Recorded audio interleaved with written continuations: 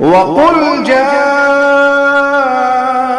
الْحَقُّ وَزَهَقَ الْبَاطِلُ إِنَّ الْبَاطِلَ كَانَ زَهُوقًا۔ الحمد للہ وکفا وسلام علی عبادہ الذین اصطفیٰ، اما بعد، اللہم الہمنی رشدی واعذنی من شر نفسی۔ سامعین، آج میں ایک ایسا واقعہ سنانے جا رہا ہوں جس پر آپ یقیناً حیران ہوں گے اور سوچیں گے کہ کیا ایسا بھی ہوتا ہے۔ قصہ ایک ایسے گاؤں کا ہے جس سے میں اچھی طرح واقف ہوں، میرا وہاں آنا جانا بھی بکثرت رہتا ہے۔ اس گاؤں کی جامع مسجد میں ایک امام تھے، انتہائی ولی صفت، بہترین عالم دین، کبھی تنخواہ نہیں لیتے تھے، محض اللہ کی رضا کے لیے نماز پڑھاتے تھے۔ اس کے باوجود گاؤں کے لوگ اتنے ناقدرے اور لاخیرے تھے کہ امام صاحب کو وہ مقام نہیں دیتے تھے جس کے وہ حقدار تھے، ان کی نکتہ چینی کرتے، انہیں مختلف مسائل میں الجھاتے۔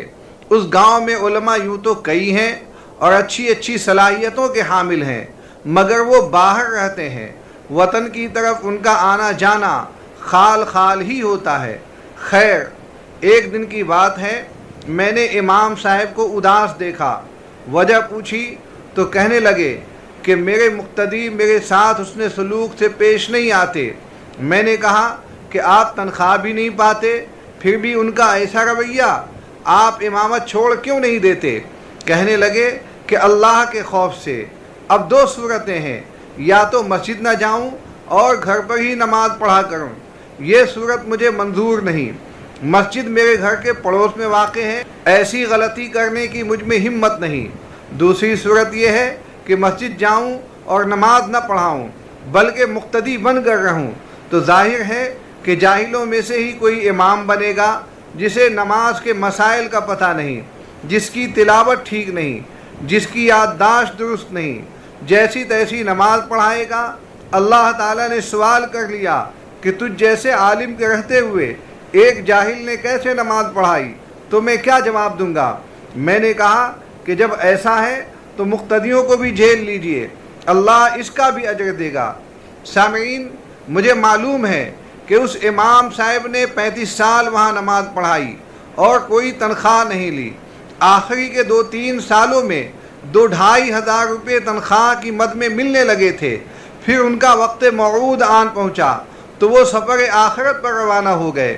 مرحوم نہایت شریف، خاندانی اور واقعی اللہ والے تھے، دنیا کے جھمیلوں سے آزاد، تام جھام سے انہیں کوئی دلچسپی نہیں تھی۔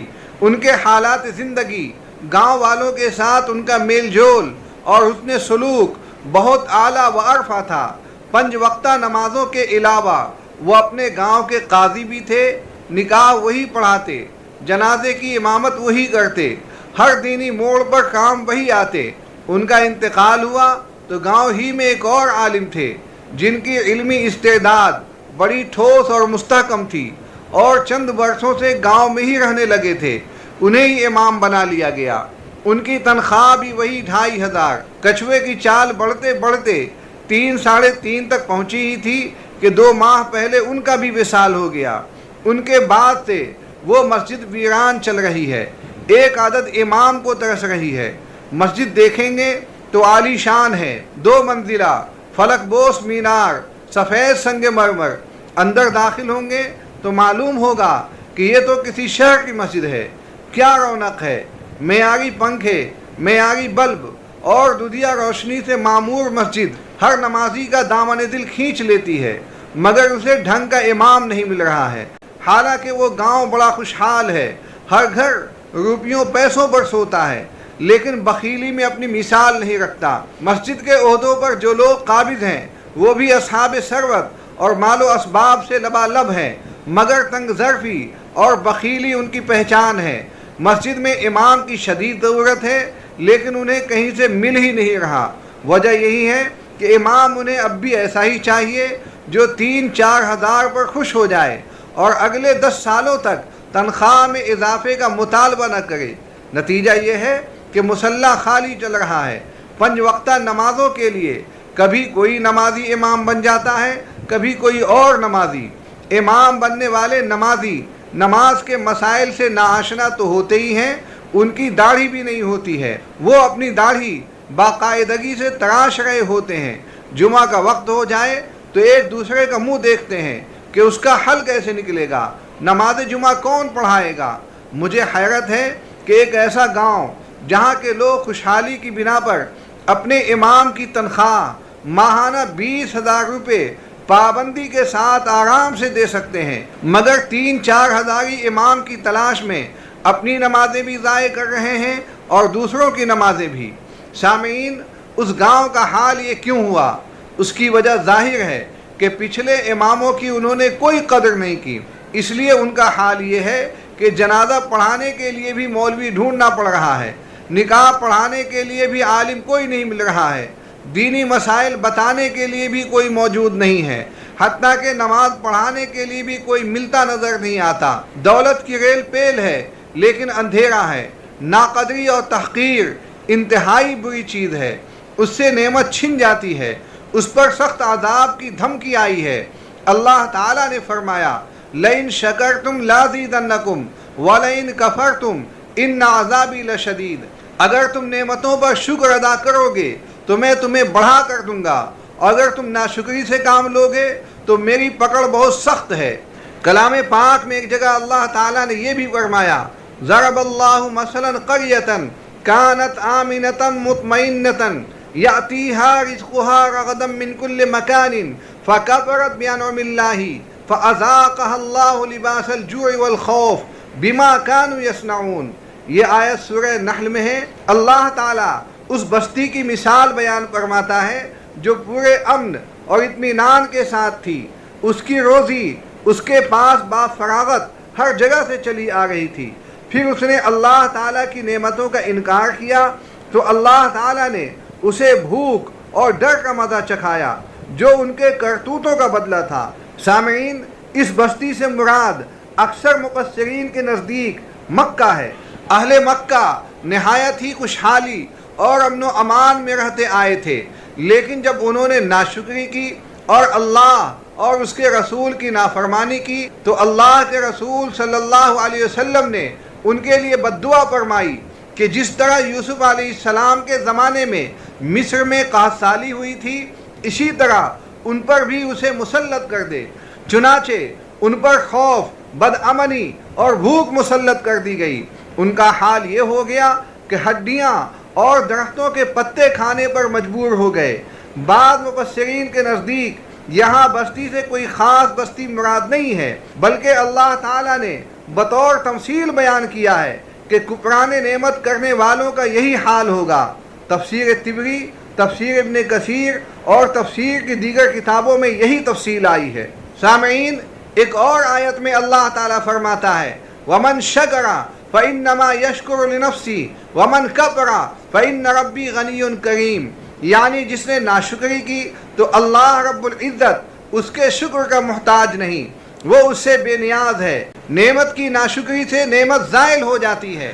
اللہ تعالیٰ قوم سبا کی ناشکری اور اس کے انجام کی خبر دیتے ہوئے کہتا ہے لَقَدْ كَانَ لِسَبَإٍ فِي مَسْكَنِهِمْ آيَةٌ جَنَّتَانِ عَنْ يَمِينٍ وَشِمَالٍ كُلُوا مِن رِزْقِ رَبِّكُمْ وَاشْكُرُوا لَهُ بَلْدَةٌ طَيِّبَةٌ وَرَبٌّ غَفُورٌ فَأَعْرَضُوا فَأَرْسَلْنَا عَلَيْهِمْ سَيْلَ الْعَارِمِ وَبَدَّلْنَاهُمْ بِجَنَّتَيْهِمْ جَنَّتَيْنِ ذَوَاتَيْ أُكُلٍ خَمْطٍ وَأَصْلٍ وَشَيْءٍ مِّن سِدْرٍ قَلِيلٍ ذَلِكَ جَزَيْنَاهُمْ بِمَا كَفَرُوا وَهَلْ نُجَازِي إِلَّا الْكَفُورَ۔ قوم سبا کے لیے اپنی بستیوں میں قدرت الہی کی نشانی تھی۔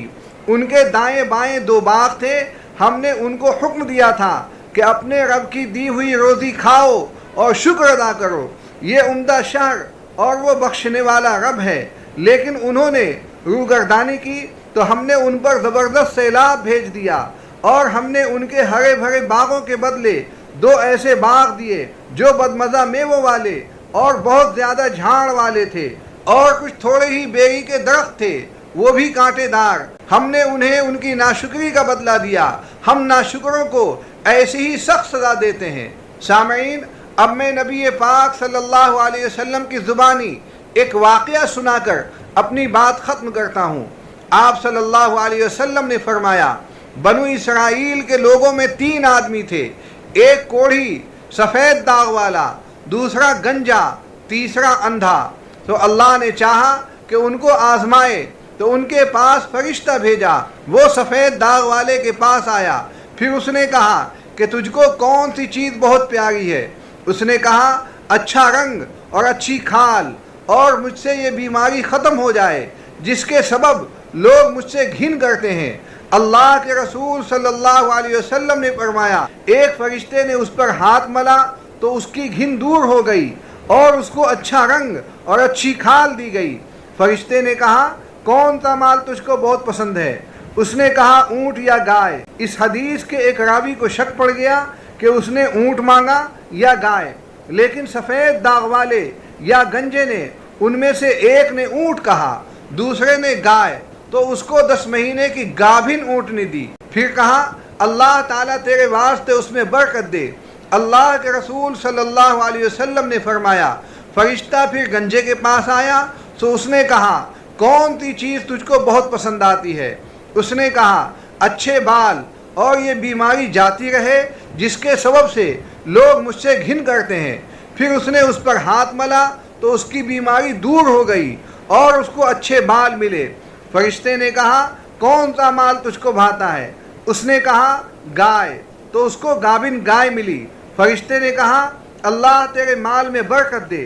نبی پاک صلی اللہ علیہ وسلم نے فرمایا پھر فرشتہ اندھے کے پاس آیا، اس نے کہا کہ تجھ کو کون سی چیز بہت پسند ہے؟ اس نے کہا اللہ تعالیٰ میری آنکھ میں روشنی دے تو میں اس کے سبب لوگوں کو دیکھوں۔ اللہ کے رسول صلی اللہ علیہ وسلم نے فرمایا پھر فرشتے نے اس پر ہاتھ ملا تو اس کو اللہ تعالیٰ نے روشنی دی۔ فرشتے نے کہا کون سا مال تجھ کو بہت پسند ہے؟ اس نے کہا بھیڑ بکری، تو اس کو گابھن بکری ملی۔ پھر اونٹنی، گائے اور بکری نے بچے دیے۔ پھر ہوتے ہوتے سفید داغ والے کے جنگل بھر اونٹ ہو گئے اور گنجے کے جنگل بھر گائے بیل ہو گئے اور اندھے کے جنگل بھر بکریاں ہو گئیں۔ اللہ کے رسول صلی اللہ علیہ وسلم نے فرمایا مدت کے بعد وہی فرشتہ سفید داغ والے کے پاس اپنی اگلی صورت اور شکل میں آیا۔ اس نے کہا میں محتاج آدمی ہوں، سفر میں میرے تمام اسباب ختم ہو گئے ہیں، یعنی تدبیریں جاتی رہیں اور مال و اسباب نہ رہے۔ آج منزل پر پہنچنا مجھ کو ممکن نہیں بغیر اللہ کی مدد کے، پھر بغیر تیرے کرم کے۔ میں تجھ سے مانگتا ہوں اسی کے نام پر جس نے تجھ کو ستھرا رنگ اور ستھری کھال اور مال اونٹ دیے، ایک اونٹ دے جو میرے سفر میں کام آئے۔ اس نے اس سے کہا لوگوں کے حق مجھ پر بہت ہیں، یعنی قرض دار ہوں، گھر بار کے خرچ سے مال زیادہ نہیں ہے جو تجھ کو دوں۔ پھر فرشتے نے کہا میں تجھ کو پہچانتا ہوں، بھلا کیا تو محتاج کوڑھی نہ تھا کہ تجھ سے لوگ گھناتے تھے؟ پھر اللہ تعالیٰ نے اپنے فضل سے تجھ کو یہ مال دیا۔ اس نے جواب دیا کہ میں نے تو یہ مال اپنے باپ دادا سے پایا ہے جو کئی پشت سے بڑے آدمی تھے۔ فرشتے نے کہا اگر تو جھوٹا ہو تو اللہ تجھ کو ویسا ہی کر ڈالے جیسا تو تھا۔ اللہ کے نبی صلی اللہ علیہ وسلم نے فرمایا پھر فرشتہ گنجے کے پاس آیا اسی اپنی صورت اور شکل میں، پھر اس سے کہا جیسا سفید داغ والے سے کہا تھا۔ اس نے وہی جواب دیا جو سفید داغ والے نے دیا تھا۔ فرشتے نے کہا اگر تو جھوٹا ہو تو اللہ تجھ کو ویسا ہی کر ڈالے جیسا تو تھا۔ اللہ کے نبی صلی اللہ علیہ وسلم نے فرمایا اور فرشتہ اندھے کے پاس گیا اپنی اسی صورت اور شکل میں۔